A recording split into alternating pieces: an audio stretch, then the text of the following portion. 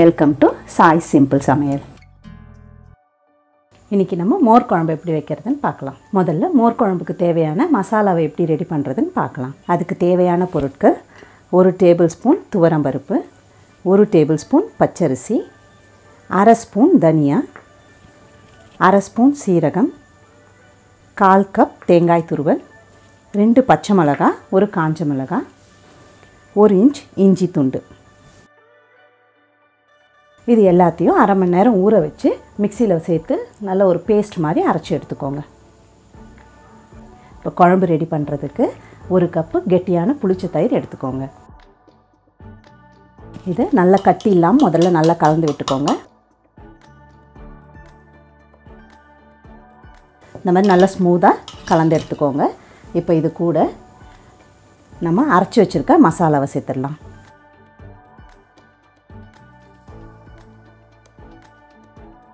கூடவே அரை ஸ்பூன் மஞ்சள் தூள்,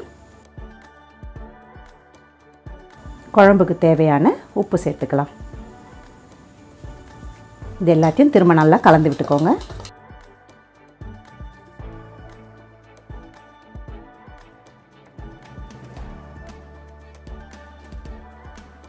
இப்போ குழம்பு எப்படி தாளிக்கிறதுன்னு பார்க்கலாம்.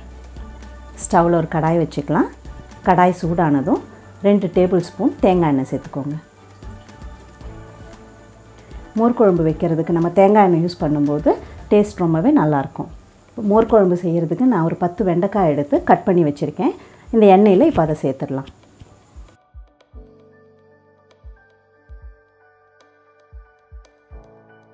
வெண்டைக்காயை நல்லா வதக்கி எடுத்துக்கலாம்.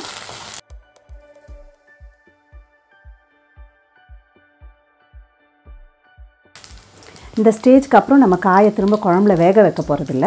அதனால் இப்போவே நல்ல எண்ணெயில் நல்லா வதக்கி எடுத்துக்கோங்க. காய் இந்த மாதிரி நல்லா வதங்கணும். அது தனியாக எடுத்து வச்சிடலாம்.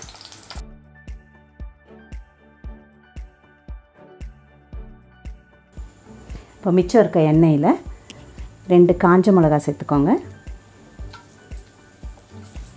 கூடவே 1 ஸ்பூன் கடுகு,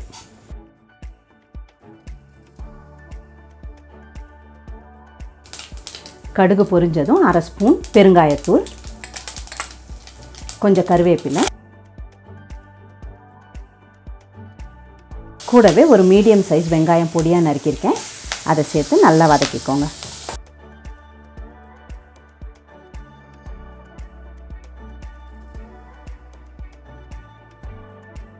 வெங்காயம் வதங்கினதும் அதில் நம்ம கலந்து வச்சுருக்க கலவையை இப்போ சேர்த்துடலாம். ஸ்டவ்வை சிம்மில் வச்சுக்கோங்க.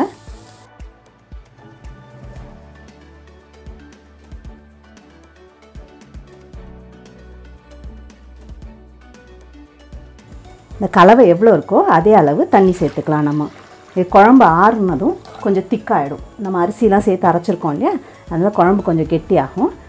அதனால் குழம்பு செய்யும்போது நல்லா தண்ணியாக வச்சுக்கோங்க. இப்போ இது கூட நம்ம வதக்கி வச்சுருக்க வெண்டைக்காயை சேர்த்துடலாம். மீடியம் ஹையில் ஃப்ளேம் வச்சுக்கோங்க.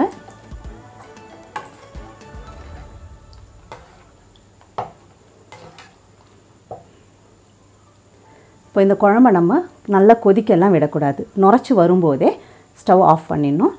அதுக்கு இடையில் அப்பப்போ கலந்து விட்டுக்கோங்க, அடி பிடிக்காமல்.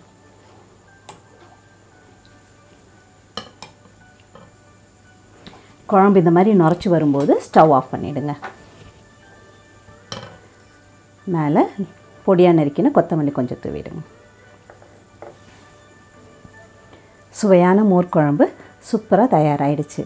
இதை நம்ம சாதத்துக்கு கூட சேர்த்து மோர் மிளகா கடித்து சாப்பிடும்போது ரொம்பவே சூப்பராக இருக்கும். ட்ரை பண்ணி பாருங்கள். இந்த வீடியோ பிடிச்சிருந்தா லைக் பண்ணுங்கள், ஷேர் பண்ணுங்கள், சப்ஸ்கிரைப் பண்ணுங்கள். சிம்பிளாக சமைங்க, சுவையாக சாப்பிடுங்க.